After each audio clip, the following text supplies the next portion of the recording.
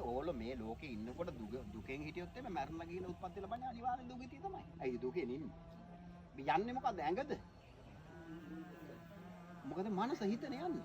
ඉතින් ඒතකොට හිතට තමයි මේ ඇඳුම් ඇඳෙන්නේ. ඒ කියන්නේ දැන් අපිට ඇඳුමක් ඇඳලා තියෙනවා මොන ඇඳුමද ඇඳලා තියෙන්නේ? දැන් අපි ඇඳුමක් ඇඳගෙන ඉන්න මොන ඇඳුමද ඇඳලා තියෙන්නේ? ඔව් දැන් අපි කියන සුදු අර රතු නම නෑ. මොකද්ද? මනුස්ස ඇඳුම. දැන් අපි ඇඳගෙන ඉන්නේ මොකද්ද? අපේ හිතේ තියෙන මනුස්ස ඇඳුම තුල අපි ඉන්නේ ඇතුලේ. එහෙනම් අපි මේක ගියොත් බල්ලෙක්ගේ ඇඳුමක් වෙනවා. ඒකට තමයි බල්ලා. හරකෙක්ගේ ඇඳුම හරකමක්. ඌරෙක්ගේ ඇඳුම ඌරමගේ. මේ මනස තමයි ඒ තැන් වලට යන්නේ. ඕගොල්ලෝ කැමතිද මේ වගේ ඇඳුම් ඇඳගන්න? නැහනේ. එහෙනම් ඉතින් හොඳ දේ කරන්නේ. බුදුන් මොකද වෙන්නේ? සරණ යන්න. දැන් අද තේරුම් ගත්ත බුදුන් සරණ කියන්නේ මොකද්ද කියන්නේ?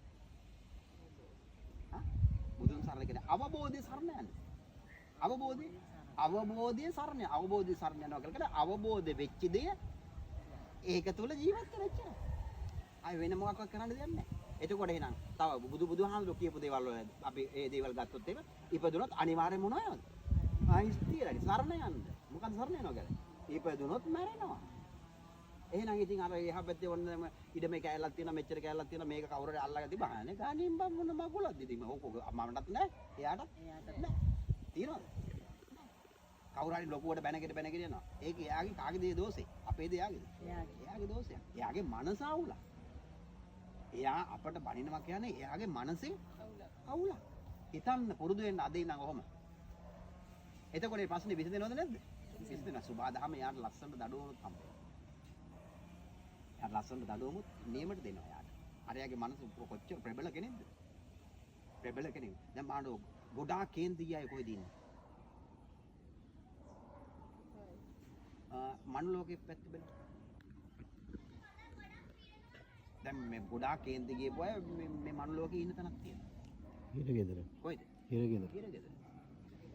හිරගෙදර ඉන්නවා. අය බලලා එල්ලුම් ගහ ඉන්නේ. නේද? හිරගෙදර අවුරුදු ගණන් එතන හිරගෙදර ඉන්නවා. ඉතින් බාඩ අපරාධයක්.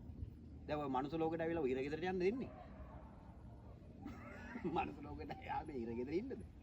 නැත්නම් මේ කාගවත් මේ වත්තක් අරගෙන, එහෙමද කාගකට ප්‍රශ්නයක් කියාගෙන, එහෙම කරන්නද මේ මනුස්ස ලෝකෙට ආවිලා තියෙන්නේ? නෑ. අපි මොකද හිත තරම් කපටි එකක් මේ ලෝකෙ නෑ. මේ ලෝකෙ කොහෙවත් නෑ. අපි ඔක්කොම මොනවා කරනවද? අපි පුදුම විදියට බන්දලා තියෙනවා. අපි පුදුම අන්ධ කරනවා. පුදුම විදියට අපි අන්ධ කරනවා. ඒ අන්ධ කරන ප්‍රධානම එක තමයි අපේ හිත. ඒ හිත හරියට කන්ට්‍රෝල් කරගත්තොත් අපි තරම් දිනන කෙනෙක් ඇත්තේ නැහැ. ලෝකයේ ලොකුම අභියෝග දෙන්නේ කෝඹියාටද සිංහයාට? ලෝකෙල පොඩි ලොකුම අභියෝග දෙන්නේ සිංහයාට. එයාට තමයි ලොකුම අභියෝගෙ තියෙන්නේ. සිංහයාට තමයි දෙක කෝඹියාට බොහොම පොඩි එක. ඒක නිසා අපේ ජීවිතයේ අපට තමයි ලොකුම අභියෝග දෙන්නේ. ඒ කියන්නේ හොඳම ගමනක් යන කෙනාට අභියෝග වැඩිද අඩුද? වැඩි. ඔයගොල්ලෝ නිවැරදි මාවතේ යනකොට හොඳට මතක තියාගන්න ප්‍රශ්න අඩු වෙනවද වැඩි වෙනවද? මොකද වෙන්නේ? වැඩි වෙනවා. ඇයි වැඩි වෙන්නේ? කැමති නෑනේ සුභාදාම ඔයාලා ගැලවෙනවට කැමති. ඒක හොඳට තේරුම් ගන්න. සුභාදාම මොකද සුභාදාමට ඕගොල්ලෝ ඕන. මේක නැතිනම් අපේ ළමයි හැදෙන්න ඕන, අපි වෙන්න ඕන. තව ප්‍රශ්න ඇති වෙන්න ඕන, ගැටලු ඇති වෙන්න ඕන. ඒ සුභාදාම හැටි. මාරයාට ඔයගොල්ලෝ ගලවන එක නෙමෙයි වැදගත්. මොනවද කරන්නේ? ඔයගොල්ලෝ මේකේ තව ප්‍රශ්න වෙලා ගැටලු වෙලා ඉන්න තරම. ඒ එනකොට ඔයගොල්ලෝ හිතන්න කල්පනා කරලා බුද්ධං සරණං යච්චා විතර. බුද්ධං සරණං ගත්තා. ධම්මං සරණං ගත්තා. ධම්ම කියන්නේ ධර්මය. මොකක්ද ධර්මය? මේක වුණොත් මේක වෙනවා එච්චරයි. ඒක සරණ යන්න. මට එහෙම එකක් කියන්න. මේක වුණොත් මෙහෙම වෙනවා කියලා මම එහෙම එකක් කියන්න. හොඳ දෙයක් කරොත් හොඳ දේ වෙනවා නරක දෙයක් කරොත් නරක දෙයක්. අනිවාර්යයෙන්. හොඳ දෙයක් අපි දෙන්න ප්‍රතිඵල අපිට හොඳ දෙයක්මයි. පැහැදිලිනේ කියන්නේ. ඒක තමයි ධර්මය. ඒක ධර්මයක්. අපි අඹ ගහක් හදලා අපි බලාපොරොත්තු වෙනවා දෙල් ගෙඩියක් එන්නේ කියලා. එනවද? නෑ. අපි ධර්මය මොකද්ද? අඹ ගහේ එන්නේ අඹ. ඒක ධර්මයක්. පැහැදිලිනේ? සංඝං සරණං ගච්ඡාමි. මොකක්ද සංඝං සරණ යනවා කියන්නේ? සංඝයා වහන්සේලා සරණ යනවා. උන්වහන්සේලා ගියේ මාවතේ යනවා. උන්වහන්සේලාගේ සැබෑ ධර්මය අවබෝධ කරගන්න. උන්වහන්සේලානේ කියන්නේ. දැන් ඔයාලට මේවා කියන්න බුදුහාමුදුරුවෝ ඉන්නවද? ධර්මයේ එනවද? නෑ. ධර්මයේ එන්නේ මනස පිරිසුදු නැති නිසා. එහෙනම් ඒක කියලා දෙන්න ඕනේ කවුද?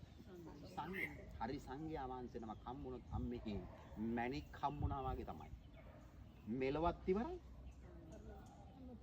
ඉවරයි. ওই දුක ආයෙ විඳින්න වෙයිද නැද්ද? අවබෝධ කරගත්තොත් විඳින්න වෙන්නේ නැහැ. අවබෝධ කරගත්තේ නැත්තම් අයිති කවුද කියලා දෙන්නේ? මේකේ ක්‍රමයේ කියලා දෙන්න කෙනෙක් නැහැ. ඉතින් අර කොල්ලොත් එක්කම තමයි යන්නේ. දැන් අරක්ගේ ලොකු හරකා පස්සේ කවුද යන්නේ? පොඩි හරක් යනවන්නේ. එතන අර ලොකු හරකා වැටුනොත් අර හරකොත් මොකද වෙන්නේ? කවුද කියලා දෙන්නේ? අර යන පාවෙදීම තමයි යන්නේ. ඉතින් ඒක නිසා ජීවිතය කියන්නේ හරි පුදුමාකාර එකක්. ඒ පුදුමාකාර එකෙන් අපි මොකක් කරන්නවද? හරියට ප්‍රයෝජන ගන්න.